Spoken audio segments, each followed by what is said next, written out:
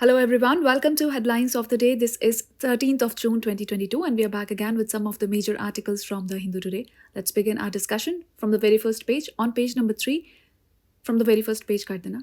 On page number 3 from GS2 Polity and Governance, there's an article about the Child Labour Act.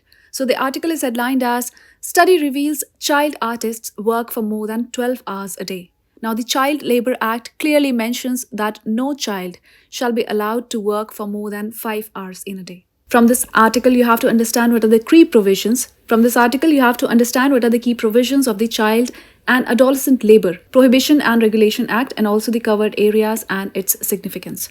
Moving further on page number 7 from GS2 International Relations, there is an article about Afghan women's rights are at risk. So the growing restrictions on women's rights debunk the myth that Taliban 2.0 is moderate or reformed, says this article. From this article, you have to know about women's role in Afghan society and the government, the impact of Taliban's seizure of power in Kabul, issues faced by them, why there is a need to make a concerted and coordinated attempt to protect the rights of Afghan women and girls, and what is the possible scenario ahead.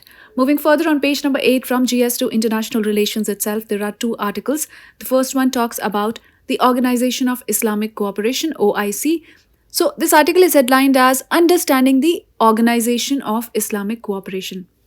Now the key takeaways to take from this article are, first of all, what is OIC and why was it established? How does the OIC function? What has been its role in international arena? What has been the nature of India's relationship with OIC? What have been the criticism against the OIC grouping?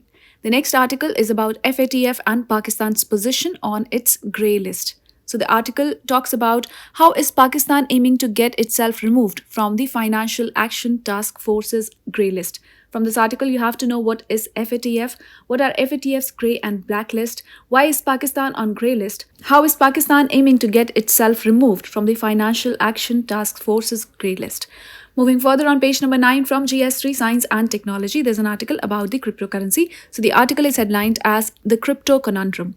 From this article, you have to understand what is cryptocurrency and how does it work, features of cryptocurrency, why are the governments and banks so hesitant in adopting cryptocurrencies, the concerns and challenges, India and cryptocurrency, key analysis, and what is the possible way forward. Moving on page number 10 from GS3 Defense Sector, there's an article headlined as India in talks for more Apache Chinook choppers.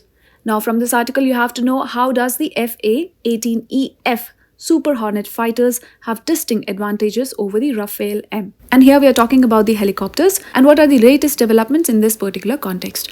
Moving on page number 12 from GS2 Education Sector, there's an article about the QS Global Rankings. So Pondicherry Varsity in QS Global Rankings. From this article, you have to know about the findings of the latest QS World University Rankings.